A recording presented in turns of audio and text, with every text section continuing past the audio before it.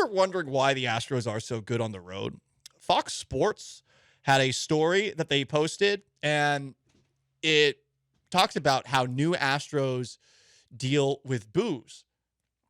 I thought it was pretty interesting because, I mean, right now, the only holdovers from 2017 are Altuve, Bregman, and now that Justin Verlander is back, it's just those three guys. Yeah, McCullers, but he's not there. Yeah, he was there, but he's not there now. Kind of. I don't know where exactly. he lands. Yeah. Exactly. We hope McCullers is back. I do like Lance McCullers. I think he gets way too much guff considering the fact that it's not his fault he keeps getting hurt. But I also look at the contract. His body just doesn't like pitching. I feel for him. It sucks. It's not his fault, but whatever. People like to get mad at people. People hated Justin Verlander when he walked out the door. But here are some of the things that people are saying about the trash talk that they get. This is from Ryan Stanek. Quote, "They're booing me, and obviously I wasn't here. I was on another team. The first time that he went out on the field, he was booed by kids." He said, those kids were born in what, 2015? They could barely walk when all that stuff went down.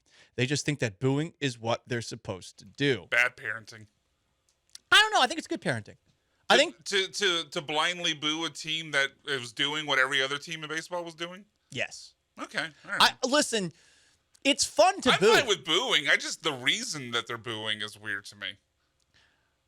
I mean, I get it from a certain extent because the Astros have kind of become the evil empire, but that's why they're doing it. It is not intentionally a sign of respect, but it is a sign of respect. And the fact that they get booed as much as they do, I love it. Personally, I love following this team. I do too. I think it fires up Altuve. It definitely does. BMAC, this piece continues. Jake Myers had this to say about it. Usually when they mother F you, it's just because of the jersey. The first year, 2021, fans had zero perspective. Now I think they've gotten smarter about it. Now it's just a couple of guys, Altuve, Bregman, who get the worst of it. My favorite chirp I heard was a fan telling me that I was practicing my cheating in the minors. Here's a theme of all of the trash talk. And I've brought this up before. People got mad at me when I said this because I was talking about DeAndre Hopkins' comeback to my guy Sean Pendergrass. It's like, this isn't that funny. It's athlete funny, but it wasn't that funny of a comeback. I didn't think it was that creative. But as a one-time comedian, shout out to me, I have a high standard for comedy because of my big concussed brain, not my little Irish you-know-what.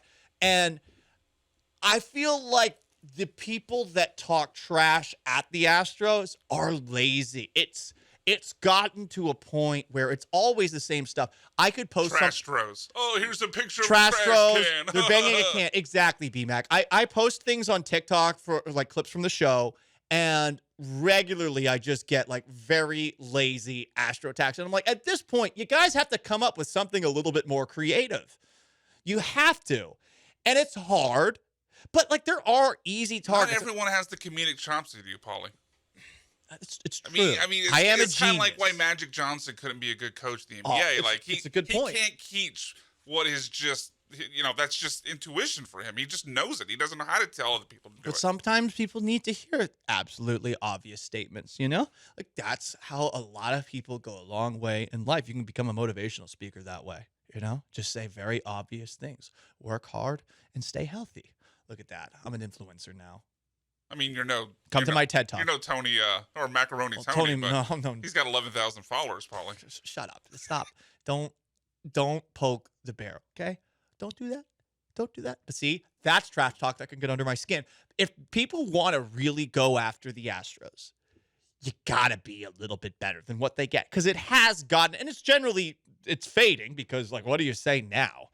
But, we're talking about sports fans who are still saying, Houston, you have a problem.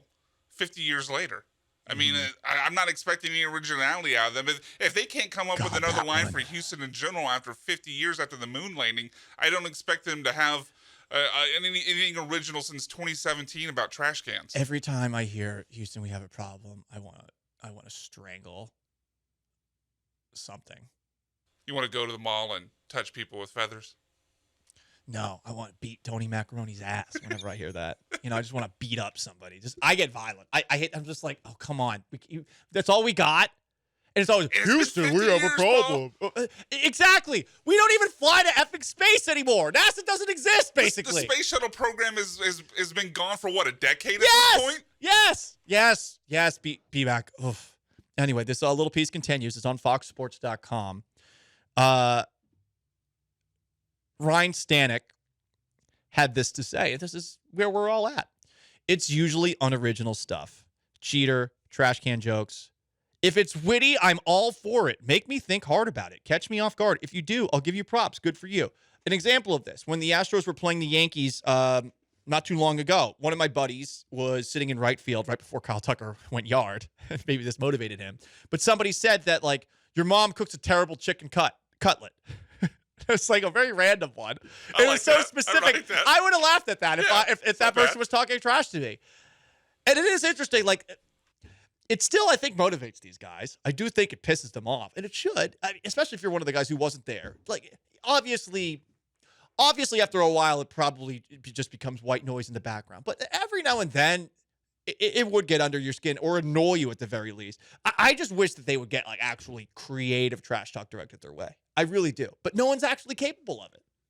I mean, you are the comedic genius who once opened for Danielle Rawlings. I mean, maybe you should write him some material. I don't think so. You don't think so? Well, here's the thing, B-Mac. You know, I am a comedic genius, but no one laughed. No one laughed when I opened for Danielle Rawlings. It's because you're ahead of your time, Paul. They don't get it yet. I know, but see, in 5 years that video's going to surface and everyone's going to die. I hope not. I mean, the only thing I will give myself credit for up there is that I did not stumble. I said all my jokes the way that I wanted to, but my God, it was uncomfortably quiet. I will give the crowd a lot of credit for bearing with me. I'll give the crowd a lot of credit for being nice to me. 5 minutes? It was 5 minutes. The last two, I was like, oh my God, this is miserable. This is At any so point bad. during that 2 minutes, did you think about just dropping the mic and At walking one point, away? I said, like, well, this has been absolutely horrible. And I should have said, this has been an abortion. Sorry, Greg Abbott. But instead, like, I don't know. I wasn't feeling like that was going to go over well with the crowd. So, no, I don't know. You didn't even have like a bachelorette party there to bail you out and laugh at everything. I know, exactly. like I'm Adam Rife. I'm just like hot and jacked, which is why that guy gets all the comedy he does. What? Why are you judging me, B-Mac? No, Adam Rife's a good-looking guy. I think I know who you're talking about because I've seen his videos on the reels, and everything is him breaking from routine to just talk to chicks in the audience. Up next. Am I thinking of the same guys? Yeah, we are. Okay.